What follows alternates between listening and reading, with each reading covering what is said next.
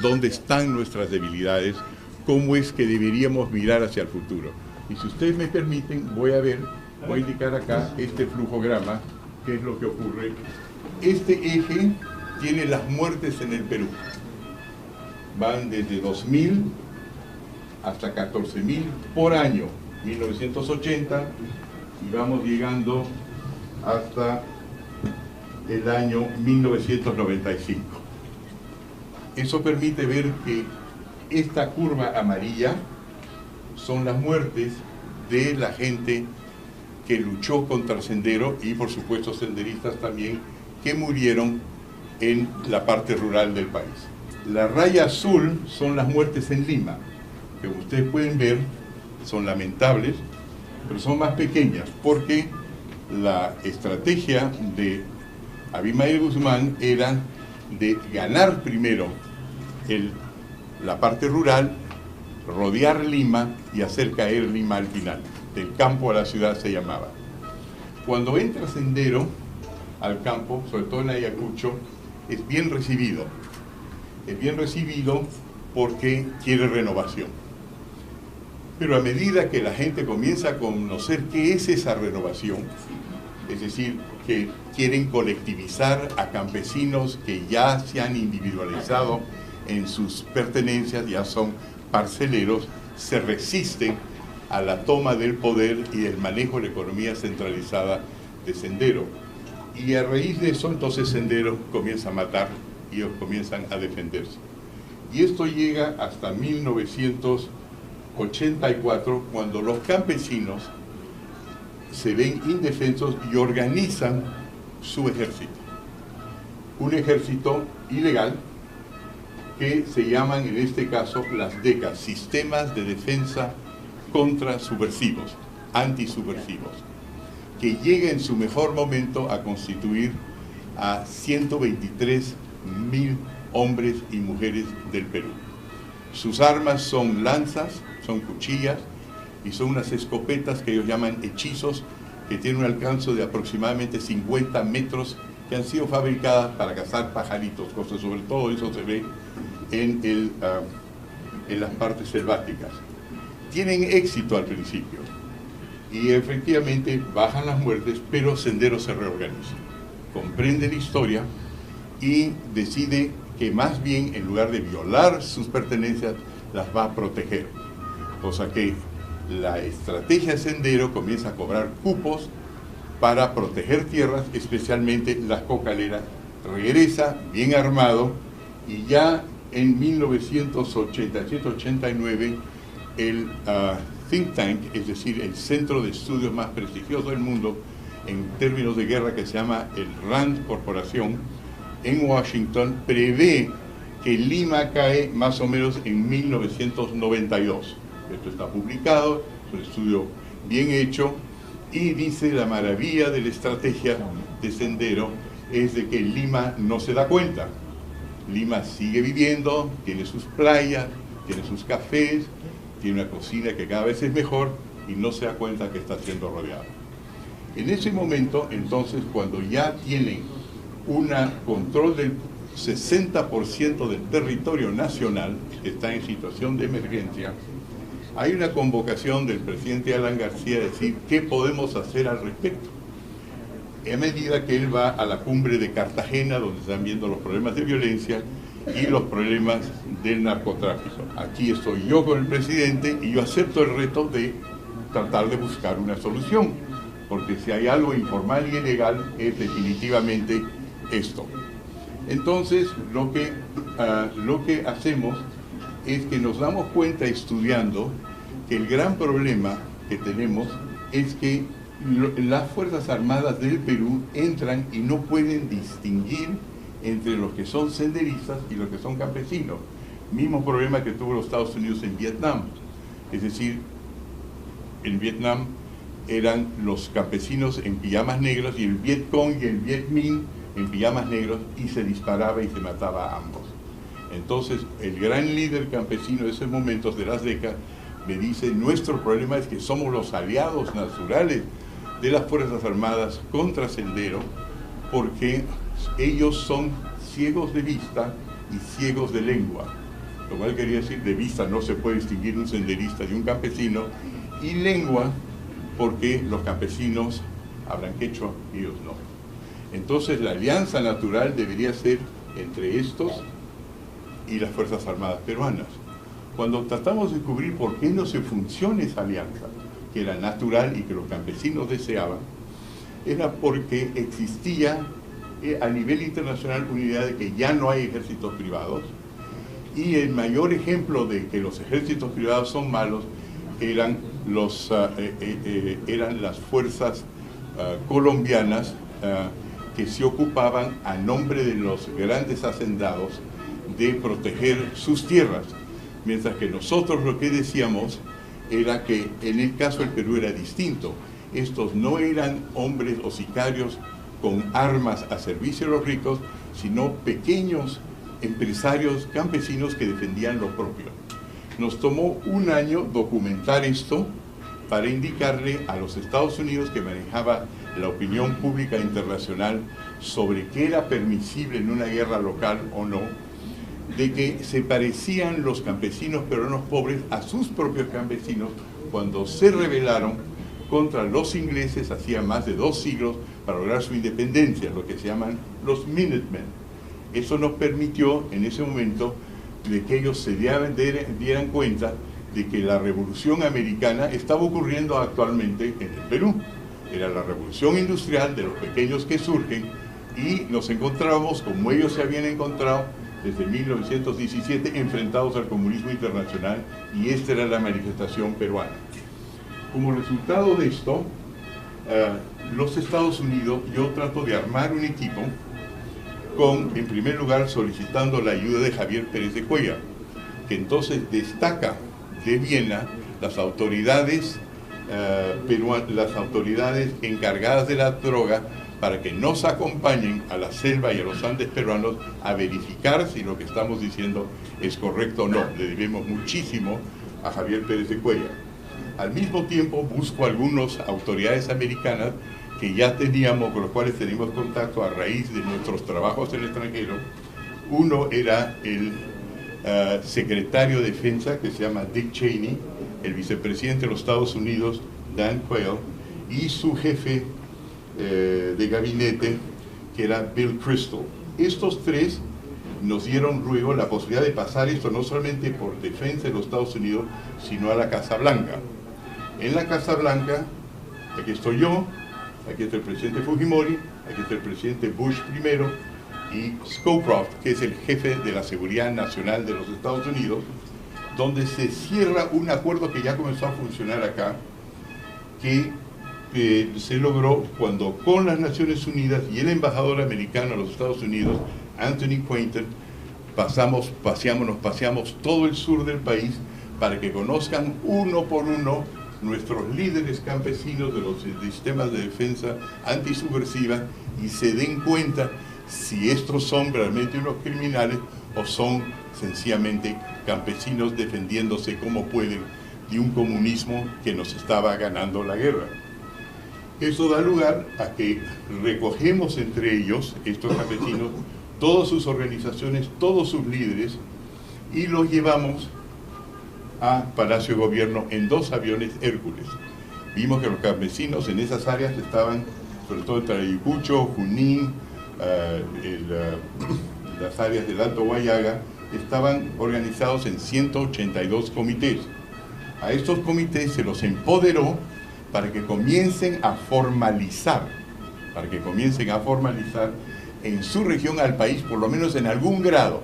Como no teníamos la autoridad de dar el título pleno, creamos un título que se llama interlocutor válido. Y con esos títulos de interlocutor válido, los dirigentes podían dar su cierta formalidad a los que estaban luchando contra Sendero, para poder identificarlos, para saber quién era responsable de qué. Y aquí ve uno, esto es una foto de Caretas nos siguió de muy cerca, y ahí se ve que se le da el mapa de su región, cómo va a titular, dónde está su base, y con un plumón rojo también indicaba dónde estaba la base Sendero. Cosa que en la formalización nos dimos cuenta en poco tiempo dónde estaban nosotros, dónde estaban nuestros aliados y dónde estaba Sendero. gracias a la titulación. Aquí ven entonces que nosotros comenzamos entonces se comenzó no solamente a legitimarse, sino ya entró el ejército que entregó 120.000 fusiles a los campesinos. Y el ejército peruano, que eran 30.000, se quintuplicó. Se quintuplicó porque aquí el espacio y el tiempo lo hemos expendido para poder decir historia, pero en poco tiempo se multiplicó y el Sendero sencillamente comenzó a huir. Y Abimael Guzmán huye también a Lima. De repente estaba entre Lima y el campo, pero ahí se enclava en Lima, y cuando por fin es agarrado por 3 brillantes policías, estaba sin un solo guardia. Es decir, Sendero fue derrotado acá. Su último gran escrito de Abimael Guzmán se llama Las dos colinas. Y en ello los dice, y lo siento por la falta de modestia, dice, y las dos colinas, todo periodista que ha luchado contra Sendero sabe dónde están, también lo pueden buscar, las dos colinas en Google, dice, nos han desalojado, todo obedece a un plan que ha sido concebido e implementado por De Soto, agente del imperialismo yanqui. Título que acepto con mucho gusto. Entran entonces a bombardearnos. Una cosa simpática de la manifestación que hay afuera es que por lo menos no tienen bombas, no saben lo que es eso, pero nos matan mientras me traen el carro, pero esencialmente se le gana la guerra a Sendero Luminoso. ¿Por qué es importante recalcar esto ahora?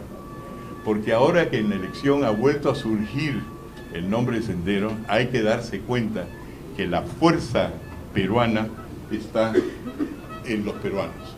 Si no hubiese sido, por un lado, los que lucharon y terminaron una guerra como no lo han podido terminar ni colombianos, ni guatemaltecos, ni ningún otro país, el Perú lo hizo sin ayuda financiera ni militar norteamericana. Lo hicimos solamente con el hecho de que logramos hacer reconocer formalmente en el exterior de que nuestros campesinos no eran criminales, sino eran informales. Y hay una gran diferencia entre los dos. Y esta es una fuerza constante que tiene el Perú. En lo que se refiere a la ciudad, hubo que hacer varias publicaciones. Hubo que explicar que quienes estaban aparentemente contra la ley no eran otra cosa que personas que querían entrar a la ley, pero la ley era tenía demasiados blocajes, tenían una especie de gran muro de cemento que no los dejaba entrar, y lo que se trataba era de abrir puertas. Por eso tuvimos que hacer varias cosas. Tuvimos que darle una respuesta a mi amigo y por supuesto admirado intelectual Matos Mar, para decir que la venida a Lima de los provincianos no era que comenzaba, como él decía, una revolución con cohetes y explosivos, sino que comenzaba la civilización del Perú, más bien todo lo contrario.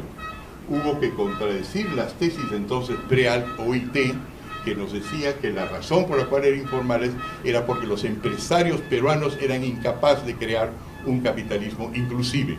Por eso sale el otro Sendero.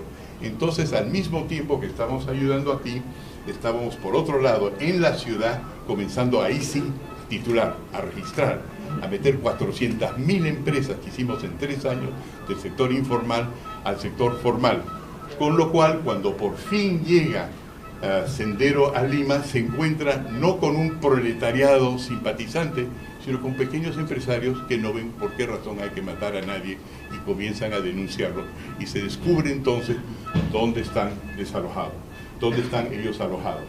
El resto ya no pertenece realmente a esta historia, salvo que indicamos que se comenzaron a levantar todas las huelgas que había en Lima, desde la Federación de Choferes del Perú y distintos lugares, a medida que la gente se daba cuenta de que lo que le faltaba era legalidad y que efectivamente eso no era lo que le iba a dar fuerza a Sendero. Eso es el tema. Yo quisiera ahora invitar preguntas para poder darle respuestas, pero quiero resumir el objetivo de este relato. El objetivo de este relato es esto. Desde que acabó la guerra contra el Sendero, han pasado 20 años. La guerra contra Sendero habrá durado 12 a 15, dependiendo de cómo la quiere uno calcular. Desde el punto de vista de cuando comienza a ser derrotado, duró 12 años. Si vamos a tener un presidente del Perú, es importante, es crucial, que este nuevo presidente sepa ahora que tenemos tantos conflictos sociales en el país, tantos problemas que enfrentar, sabiendo que la economía internacional no es ahora lo que fue antes y probablemente no lo va a ser hasta que pasen muchos años, que si queremos crear mercado interno y si queremos dar la legitimidad que permite que la minería en el Perú funcione, que se expanda y lo haga, por supuesto, cuidando al medio ambiente, esta gente de aquí afuera es crucial, porque ellos saben dónde están los daños ambientales. Son ellos que ya están tomando decisiones en el campo. Cuando salen un grupo de ronderos y le dicen al presidente de la República, por ejemplo, Conga no va, y él dice sí va, y ganan ellos, algo no está funcionando bien en la formalización del país.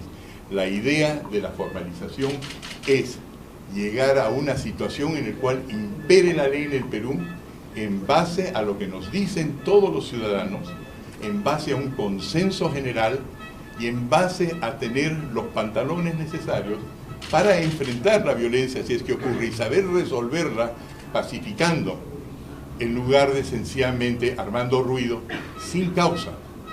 Yo tengo la impresión de que mucha gente se ha olvidado o nunca supo qué es lo que significó la guerra contra el Sendero. Lo importante es que nosotros ahora, el ILD, que se ha asociado, es un organismo independiente, yo no soy un vocero de Keiko, pero soy su asociado, que nosotros sabemos cómo se logra vencer en situaciones de gran adversidad y que los ciudadanos peruanos tienen ahora que pensar muy seriamente en eso antes de votar. Acordarse del pasado y acordarse que el pueblo movilizado es lo que mejor puede vencer la delincuencia, el terrorismo, lograr prosperidad y lograr un consenso que nos permita a todos trabajar en paz con grandes e importantes mercados dentro de nuestro propio país. Muchas gracias. Preguntas y encantado de recibir. ¿Dónde están nuestras debilidades? ¿Cómo es que deberíamos mirar hacia el futuro? Y si ustedes me permiten, voy a indicar acá este flujograma, qué es lo que ocurre. Este eje tiene las muertes en el Perú. Van desde 2000 hasta 14.000 por año, 1980, y vamos llegando hasta el año 1995. Eso permite ver que esta curva amarilla son las muertes de la gente que luchó contra el Sendero y por supuesto senderistas también que murieron en la parte rural del país. La raya azul son las muertes en Lima, que como ustedes pueden ver son lamentables, pero son más pequeñas a defenderse. Y esto llega hasta 1984, cuando los campesinos se ven indefensos y organizan su ejército. Un ejército ilegal que se llaman en este caso las DECA, Sistemas de Defensa contra Subversivos, Antisubversivos, que llega en su mejoría, porque la estrategia de Abimael Guzmán era de ganar primero la parte rural, rodear Lima y hacer caer Lima al final. Del campo a la ciudad se llamaba. Cuando entra Sendero al campo, sobre todo en Ayacucho, es bien recibido. Es bien recibido porque quiere renovación.